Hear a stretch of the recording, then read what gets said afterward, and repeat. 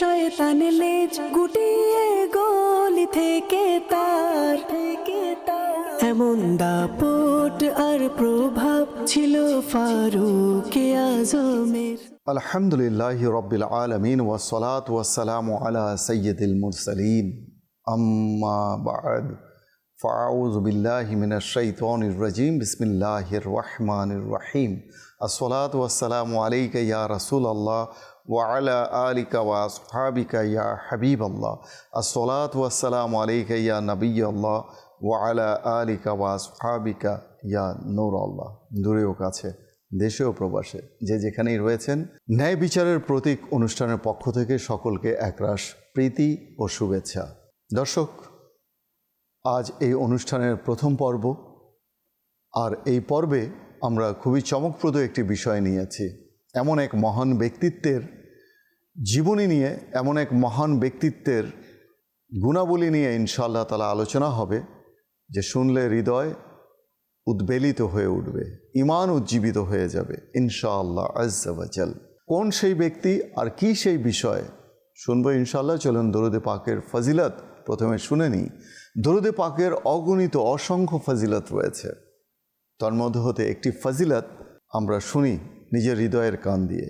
যেমনটি সাআদাতুদ দারাইন কিতাবের মধ্যে বর্ণিত রয়েছে, হযরত শেখ হুসাইন বিন আহমদ কাওয়াজ বিসাতি রহমতুল্লাহি তাআলা আলাইহি বলেন, আমি মহান আল্লাহ পাকের কাছে এই দোয়া করলাম যে, হে আল্লাহ, আমি স্বপ্নে আবু সালেহ মুয়াজ্জিন রহমতুল্লাহি তাআলা আলাইহিকে দেখতে চাই। আমার দোয়া কবুল হলো। আমি স্বপ্নে তাকে ভালো অবস্থায় দেখে জিজ্ঞেস করলাম, খুবই উত্তম অবস্থায় আমি তাকে দেখলাম, দেখে জিজ্ঞেস করলাম, হে আবু সালেহ, আপনি কেমন আছেন? তদুত্তরে তিনি বললেন, যদি রাসূলুল্লাহ সাল্লাল্লাহু তাআলা আলাইহি ওয়া আলিহি ওয়াসাল্লামের পবিত্র সত্তার প্রতি অধিক হারে দরুদ শরীফ না পড়তাম তবে ধ্বংস হয়ে যেতাম। আহা, মাদানী চ্যানেলের প্রিয় দর্শক ও শ্রোতা, শুনলেন তো যে দরুদে পাক কেমন কেমন মানে ঘটনা আমরা যে শুনি, যে কেমন কেমন স্থান থেকে মানুষকে হেফাজত করে। এক তো হচ্ছে দুনিয়াতে মানুষের সকল পেরেশানি দূর হয়ে যায়, বিপদ আপদ কেটে যায়, অসুস্থতা দূর হয়ে যায়, রিজিকে বরকত চলে আসে। তারপর যে কোনো মামলা মোকদ্দমা, যে কোনো পরিস্থিতিতে দরুদে পাক পাঠ করলে এই দরুদে পাক দুনিয়া, কবর, আখিরাতে, এমনকি পুলসিরাতে কাজে চলে আসবে, পুলসিরাতেও কাজে লাগবে, মানুষের উপকার করবে। উম্মতে মুহাম্মাদি সাল্লাল্লাহু আলাইহি ওয়াসাল্লামের এত তো সত্ত্বেও কি আমরা দরুদে পাক পাঠ করা থেকে নিজেকে বঞ্চিত রাখবো? না। কবি কতই না উত্তম বলেছেন, হর দর্দ কি দাওয়া হ্যায় সাল্লে আলা মুহাম্মদ। আপনি যে কোনো পেরেশানিতে থাকেন, দুশ্চিন্তায় থাকেন, আপনি ডিসঅ্যাপয়েন্টেড, আপনি ডিসহার্টেড, আপনি সিক, আপনি কর্মচ্যুত হয়ে গেছেন, যে কোনো পরিস্থিতিতে আপনি দরুদে পাক পাঠ করুন, দেখবেন ইনশাআল্লাহ তাআলা অদৃশ্য থেকে সাহায্য চলে আসবে। এটা হচ্ছে বিশ্বাসের ব্যাপার। আল্লাহ পাক আমাদেরকে বোঝার তৌফিক দান করুন। আর সর্বোপরি একটি দোয়ার জন্য আমি অনুরোধ করব, আর তা হচ্ছে এই, সবসময় দোয়া করবেন যে, হে আল্লাহ, আমাকে আশিকে রসুল বানিয়ে দাও, আমাকে আশিকে দরুদ বানিয়ে দাও। এই দোয়াটুকু একটু করবেন, দেখবেন ইনশাআল্লাহ তাআলা আল্লাহ তাআলা দয়া শামিল থাকবে। সাল্লু আলাল হাবিব সাল্লাল্লাহু তাআলা আলা মুহাম্মদ সাল্লাল্লাহু আলাইহি ওয়া আলিহি ওয়াসাল্লাম। ভালো ভালো কিছু নিয়ত যদি হয়ে যায় কতই না ভালো হয়। হাদিসে পাকে বর্ণিত রয়েছে, নিয়াতুল মুমিনি খায়রুম মিন আমালি। মুমিনের নিয়ত হচ্ছে তার আমলের চেয়ে উত্তম। Intention of Muslim is better than his actions. So let's make some good intentions before listening Sunnah inspired speech, before watching this program. অন্তত একটি নিয়ত আমি আপনাদেরকে করতে বলবো, আর তা হচ্ছে এই, from the beginning to the end, শুরু থেকে শেষ পর্যন্ত আল্লাহ তাবারাক ওয়া তাআলার সন্তুষ্টি অর্জনের নিমিত্তে এই অনুষ্ঠান আমরা দেখব, এবং এই অনুষ্ঠান থেকে যে সকল শিক্ষণীয় বিষয়াদি তথা মাদানী ফুল আমরা অর্জন করব, সেই ফুলগুলোকে হৃদয়ের ফুলদানিতে সাজিয়ে এর সৌরভ দ্বারা নিজের সুবাসিত করব। পাশাপাশি এর সৌরভ দ্বারা অপর মুসলমানকেও আমরা সুরভিত করব, অর্থাৎ নেকির দাওয়াত দেব। আল্লাহ তাআলা কবুল করুক। দর্শক, আজকের আলোচ্য বিষয় হচ্ছে ফারুক আজম রাদিয়াল্লাহু আনহুর ন্যায়পরায়ণতা। আমরা জানি ইতিহাসে তিনি একজন ন্যায়পরায়ণ হিসাবে, ন্যায় বিচারক হিসাবে তিনি দৃষ্টান্ত স্থাপন করেছেন। ন্যায়পরায়ণতার তিনি উজ্জ্বল প্রতীক। তিনি যে দৃষ্টান্ত স্থাপন করেছেন, মানুষ আজ যখনই ন্যায় বিচারের কথা বলেন, ন্যায়পরায়ণতার কথা বলে, তখনই তারা হযরত সৈয়দনা ফারুক আজম রাদিয়াল্লাহু তাআলা আনহুর উপমা দিয়ে থাকে, উদাহরণ দিয়ে থাকে। কেননা ওমর ফারুক রাদিয়াল্লাহু তাআলা আনহুর ন্যায় বিচার এমন ছিল যে তার ন্যায় বিচারের রায় দেখে, ধরন দেখে স্বয়ং শয়তানও ভয় পেত। সেই বর্ণনাও এসেছে ঘটনার মধ্যে, আমি আরজ করব ইনশাআল্লাহ। আর এই গুণাবলী ওমর ফারুক রাদিয়াল্লাহু তাআলা আনহু কোত্থেকে পেয়েছেন? আল্লাহ রাসূল সাল্লাল্লাহু আলাইহি ওয়াসাল্লামের জীবনী থেকে পেয়েছেন। সুতরাং রাসূলুল্লাহ সাল্লাল্লাহু আলাইহি ওয়াসাল্লামের আদর্শপূর্ণ, পবিত্র, বরকতময় জীবনীকে আমাদেরকে অনুসরণ ও অনুকরণ করতে হবে। আল্লাহ তাবারক ওয়া তাআলা সেই তৌফিক আমাদের দান করুন। চলুন খুবই সুন্দর একটি ঘটনা দিয়ে, চমৎকার একটি ঘটনা দিয়ে শুরু করব। সনটি ছিল 637 খ্রিস্টাব্দ। চারিদিকে তখন মুসলমানদের জয় জয়কার, বিজয়ের খবর আসছে। অমুক দেশ ফাতাহ হয়েছে, অমুক দেশ ইসলামের আয়ত্তে চলে এসেছে, অধিকারে চলে এসেছে। মুসলমানদের আদর্শে অভিভূত হয়ে ইসলামে দীক্ষিত হচ্ছে বিভিন্ন ধর্মের মানুষ। সে সময় জেরুজালেমও মুসলমানদের অধিকারে চলে আসে। জেরুজালেমের দায়িত্বে তখন ছিল সফরোনিয়াস।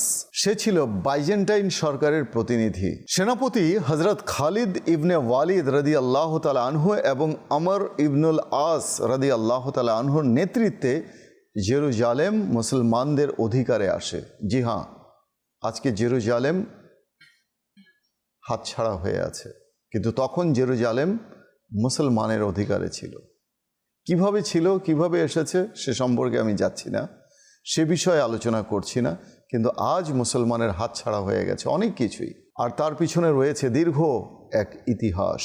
সুতরাং সেনাপতি খালিদ ইবনে ওয়ালিদ এবং আমর ইবনুল আস রাদিয়াল্লাহু তাআলা আনহুর নেতৃত্বে জেরুজালেম যখন মুসলমানদের অধিকারে এলো, সেখান থেকে এক প্রস্তাবনা এলো, একটি শর্ত এলো যে আমরা খলিফাতুল মুসলিমিন হযরত সৈয়দনা ফারুক আজম রাদিয়াল্লাহু তাআলা আনহুর কাছে আত্মসমর্পণ করব। এছাড়া আর অন্য কারো কাছে আত্মসমর্পণ করব না। পরিস্থিতি যখন ছিল এই, তখন হযরত ওমর ফারুক রাদিয়াল্লাহু তাআলা আনহু তার এক ভৃত্যকে নিয়ে, সঙ্গে নিয়ে জেরুজালেমের উদ্দেশ্যে রওনা হলেন। তাদের বাহন ছিল একটি মাত্র উট। সেই উটে করে তারা রওনা হলেন। পথিমধ্যে হযরত ওমর ফারুক রাদিয়াল্লাহু তাআলা আনহুর ন্যায় পরায়ণতা তো দেখুন। হ্যাঁ, উটের পিঠে যদি হযরত ওমর ফারুক থাকেন আর ভৃত্যের হাতে যদি উটের রশি থাকে, তবেই তো বিষয়টা শোভা পাবে, শোভনীয়। কিন্তু বিষয়টা যদি হয় এমন যে ওমর ফারুক রাদিয়াল্লাহু তাআলা আনহু উটের রশি ধরে টানছেন, আর ভৃত্য, গোলাম, চাকর উটের পিঠের ওপর বসে আছে, তখন পরিস্থিতিটা কেমন দেখাবে? কেমন দেখাবে না? অশোভনীয় বলবো আমরা, হ্যাঁ, মানানসই না, বেমানান লাগছে, কত ধরনের আমরা তখন মন্তব্য করতাম, কারণ মানুষের স্বভাবই এরকম। কিন্তু ওমর ফারুক রাদিয়াল্লাহু তাআলা আনহুর ন্যায় বিচার তো দেখুন, যে তিনি ভৃত্যকে বললেন যে তুমি যখন ক্লান্ত হবে তুমি উটের পিঠে চড়বে, আমি রশি টানব। আমি যখন আবার ক্লান্ত হব আমি উটের পিঠে চড়ব, তুমি উটের রশি ধরে টানবে। হযরত সৈয়দনা ওমর ফারুক রাদিয়াল্লাহু তাআলা আনহুর এই কথায় ভৃত্য খুবই অবাক হলো, খুবই বিস্মিত হলো। কেমন ফয়সালা, কেমন ন্যায় বিচার, কেমন আদল ও ইনসাফ! সুবহানাল্লাহ। সে বলতে লাগলো, ইয়া আমিরুল মুমিনিন, এটা দেখে রোমানরা কি মনে করবে যে আপনি উটের রশি টানছেন আর আমি উটের পিঠে করে আছি। পাশাপাশি সে আরও বলল, আমরা এমন এক জায়গায় আছি যেখানকার লোকেরা চাকচিক্য পছন্দ করে, মানুষের বাহ্যিক সৌন্দর্যকে দেখে, মানুষের মর্যাদার বিচার করে তার বাহ্যিক চাকচিক্যের ওপর নির্ভর করে। তাই আপনি যদি একটু ভালো পোশাকও পরে নেন, কতই না ভালো হয়, তাহলে তা কতই না উত্তম হবে। হযরত ওমর ফারুক রাদিয়াল্লাহু তাআলা আনহু সেই ভৃত্য আবু উবায়দা ইবনুল জাররাহ রাদিয়াল্লাহু তাআলা আনহুর কথায় খানিকটা রেগে গেলেন, একটু রাগান্বিত হলেন। তিনি তার বুকে মৃত আঘাত করে বললেন, আমরা যেমন হাত চাপড়ে রাখি, তিনি মৃত আঘাত করে বললেন, আমি তোমার পক্ষ থেকে এই কথাগুলো কখনো আশা করিনি, তুমি কিভাবে বললে এই কথাগুলো? এরপর হযরত ওমর ফারুক রাদিয়াল্লাহু তাআলা আনহু বললেন, আমরা হচ্ছি সেই জাতি যাদের মহান আল্লাহ তাআলা ইসলাম দ্বারা সম্মানিত করেছেন। আমরা যদি ইসলাম ছাড়া অন্য কোনো উপায়ে সম্মান খুঁজি, তাহলে মহান আল্লাহ তাআলা আমাদেরকে অপমানিত করবেন, লাঞ্ছিত করবেন। দেখুন কেমন mindset, what a mindset. Madani চ্যানেলের দর্শক ও শ্রোতা লক্ষ্য করেছেন হোয়াট এ মাইন্ডসেট, কেমন চিন্তাধারা ওমর ফারুক রাদিয়াল্লাহু তাআলা আনহুর। আর তাই তো সেই দৃশ্য, সেই প্রেক্ষাপট, ওমর রাদিয়াল্লাহু তাআলা আনহু রশি নিয়ে যাচ্ছেন, ধরে উটের রশি টেনে নিয়ে যাচ্ছেন, আর তার ভৃত্য, তার চাকর, তার গোলাম উটের পিঠে বসে আছে। সেই প্রেক্ষাপটটাকে কাব্যিকতার তুলি দিয়ে চিত্রায়িত করতে গিয়ে ক্যানভাসে কবি বলেন, কতই না উত্তম বলেন যে খুদ চলতা থা वो पैदल, खुद चलता था वो पैदल, खादिम था सवारी पर, फारूक आजम जैसा हमने कोई बादशाह नहीं देखा। সুবহান আল্লাহ। আর কথাও কিন্তু সত্যিই তাই। ফারুকে আজম রাদিয়াল্লাহু তাআলা আনহু তিনি তো এমন খলিফা যে অর্ধ বিশ্বের, অর্ধ পৃথিবীর তিনি খলিফা ছিলেন, শাসক ছিলেন। তার শাসন কার্যক্রম পৃথিবীর প্রায় অর্ধ 22 লক্ষ কিলোমিটার এলাকা জুড়ে তার ছিল রাজত্ব। আর তিনি কিনা উটের রশি ধরে টেনে নিয়ে যাচ্ছেন। কেমন ন্যায় বিচার, কেমন ইনসাফ। তাই তো অন্যান্য ভাষাভাষী কবি সাহিত্যিকরাও লিখেছেন কত সুন্দর। কি লিখেছেন? ভৃত্যদস্ত চুমি কাঁদিয়া কহিল ওমর, কেমন এ আদেশ করো তুমি, উষ্ট্রের পিঠে আরাম করিয়া গোলাম রহিবে বসি, আর হেঁটে যাবে খলিফা ওমর ধরিসে উটের রশি। খলিফা হাসিয়া বলে, তুমি জিতে গিয়ে বড় হতে চাও ভাইরে এমন ছলে, রোজ কিয়ামত আল্লাহ যেদিন কহিবে ওমর ওরে, করিনি খলিফা মুসলিম যাহা তোর সুখ তরে তোরে। কি দিব জবাব, কি করিয়া মুখ দেখাবো রসুলে ভাই, আমি তোমাদের প্রতিনিধি শুধু, মোর অধিকার নাই। আরাম সুখের মানুষ হইয়া নিতে মানুষের সেবা, ইসলাম বলে সকলে সমান, কে বড় ক্ষুদ্র কে বা। ভৃত্য চড়িল উটের পিঠে ওমর ধরিল রশি, মানুষে স্বর্গে তুলিয়া ধরিয়া ধুলায় নামিল শশী। সুবহানাল্লাহ। অর্থাৎ এখানে শশী শব্দের অর্থ হচ্ছে চন্দ্র। কবি বলছেন যে আকাশের চাঁদ মাটিতে নেমে এলেন, আর মানুষের স্বর্গে তুলিয়া অর্থাৎ ভৃত্যকে কি করলেন? উটের পিঠে তুলে দিলেন। কেমন ন্যায় ইনসাফ ছিল। সুবহানাল্লাহ।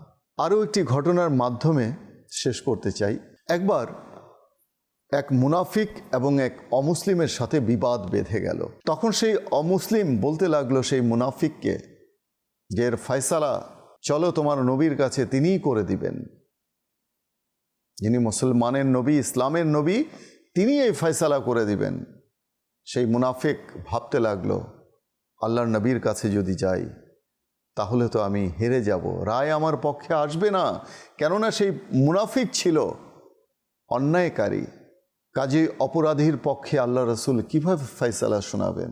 তখন সেই মুনাফিক বলল, চলো কাব বিন আশরাফের কাছে যাই, যে ছিল আরেক অমুসলিম। তখন সে অমুসলিম বলল, না, তোমাদের রসুল হচ্ছেন ন্যায় বিচারকারী, তিনি আমিন, তিনি বিশ্বাসী, আমানতদার, আমার বিশ্বাস তিনিই ন্যায় বিচার করবেন। তখন সে মুনাফিক অগত্যা অনাকাঙ্ক্ষিতভাবে, অপ্রত্যাশিতভাবে, অপারগ হয়ে আল্লাহর নবীর কাছে যেতে হলো। আর আল্লাহর নবী সাল্লাল্লাহু আলাইহি ওয়াসাল্লাম যেহেতু সত্যের ধারক ও বাহক, ন্যায় বিচারের প্রতীক, তিনি ফয়সালা শুনিয়ে দিলেন সেই অমুসলিমের পক্ষে। কারণ সেই মুনাফিক ছিল অপরাধী, কাজেই সেই মুনাফিক তখন মনে মনে রাগান্বিত হলো। আর যেতে যেতে সেই অমুসলিমকে বলতে লাগলো, আমি এই বিচার মানি না, আমি এই বিচার মানি না, চলো আমরা ওমর ফারুক রাদিয়াল্লাহু তাআলা আনহুর কাছে যাব, সেও খুব ন্যায় বিচার করে, তার কাছে যাব। তখন সেই অমুসলিম কিছুটা বিস্মিত হলো, আশ্চর্যান্বিত হলো, বলে তোমাদের রসুলের বিচার তুমি মানো না, তুমি কেমন মুসলমান, তুমি কেমন মুসলিম? বলে যে না, আমি অত শত কথা বুঝি না, আমি ওমর ফারুকের কাছে যাব, তার বিচার মানি। যখন ওমর ফারুক রাদিয়াল্লাহু তাআলা আনহুর কাছে গেল, তখন ওমর ফারুক রাদিয়াল্লাহু তাআলা আনহু বললেন, যার উপাধি ফারুকে আজম, অর্থাৎ সত্য এবং মিথ্যার মধ্যে পার্থক্য নিরূপণকারী, যার উপাধি, তিনি বললেন যে ফয়সালা তো আল্লাহ রসুল করবেন, তার কাছে যাও। তখন সেই অমুসলিম বলল যে তার কাছে গিয়েছিলাম, তিনি ফয়সালা আমার পক্ষে দিয়েছেন, কিন্তু এই লোকটি তা মানেনি। তখন ওমর ফারুক বললেন, আচ্ছা তাহলে আমাকে ফয়সালা করতে হবে। তিনি ঘরের ভিতর গেলেন এবং একটি নাঙ্গা তরবারি নিয়ে ঘর থেকে বেরিয়ে এলেন, আর সেই মুনাফিকের শিরচ্ছেদ করে দিলেন, ধড় থেকে মস্তক উড়িয়ে দিলেন। আর বলতে লাগলেন যে যে ব্যক্তি আল্লাহর রসুলের ন্যায় বিচারকে মানে না, তার জন্যে ওমর ফারুকের ন্যায় বিচার হচ্ছে এটাই। অতঃপর ফারুকে আজম রাদিয়াল্লাহু তাআলা আনহুর শানে আয়াতে করিমা নাজিল হলো, তার ন্যায় বিচারের সপক্ষে আয়াতে করিমা নাজিল হলো। অতঃপর যখন আল্লাহর নবী সাল্লাল্লাহু আলাইহি ওয়াসাল্লাম ওমর ফারুক রাদিয়াল্লাহু তাআলা আনহুর এই ফয়সালার কথা শুনলেন, তিনি ইরশাদ করলেন, ওমর কখনো কোনো মুমিনের হত্যাকারী হতে পারে না। সুবহানাল্লাহ! কেমন ন্যায় বিচার, কেমন আদল ও ইনসাফকারী ছিলেন ফারুকে আজম রাদিয়াল্লাহু তাআলা আনহু। মাদানী চ্যানেলের দর্শক ও শ্রোতা, ফারুকে আজম রাদিয়াল্লাহু তাআলা আনহুর শানে স্বয়ং আল্লাহর নবী সাল্লাল্লাহু আলাইহি ওয়াসাল্লাম কি ইরশাদ করেছেন শুনুন। তিরমিজি শরীফের হাদিস, আল্লাহর নবী সাল্লাল্লাহু আলাইহি ওয়াসাল্লাম ইরশাদ করেন যে আমার পরে যদি কেউ নবী হতো তাহলে উমর নবী হতো। সুবহানাল্লাহ! কেমন মর্যাদা, কেমন শান ও আজমত ছিল ওমর ফারুক রাদিয়াল্লাহু তাআলা আনহু। মাদানী চ্যানেলের দর্শক ও শ্রোতা, আমরা শুনলাম ওমর ফারুক রাদিয়াল্লাহু তাআলা আনহুর ন্যায়পরায়ণতার ঘটনা। আজ আর নয়, দেখা হবে ইনশাআল্লাহ পরবর্তী পর্বে অন্য কোনো বিষয় নিয়ে। সে পর্যন্ত সবাই সুস্থ থাকুন, ভালো থাকুন, আর মাদানী চ্যানেল দেখতে থাকুন। সাল্লু আলাল হাবিব সাল্লাল্লাহু তাআলা আলা মুহাম্মদ সাল্লাল্লাহু আলাইহি ওয়া আলিহি ওয়াসাল্লাম। পালিয়ে যেত শয়তান লেজ গুটিয়ে গলি থেকে তার, এমন দাপট আর প্রভাব ছিল ফারুকে আজমের।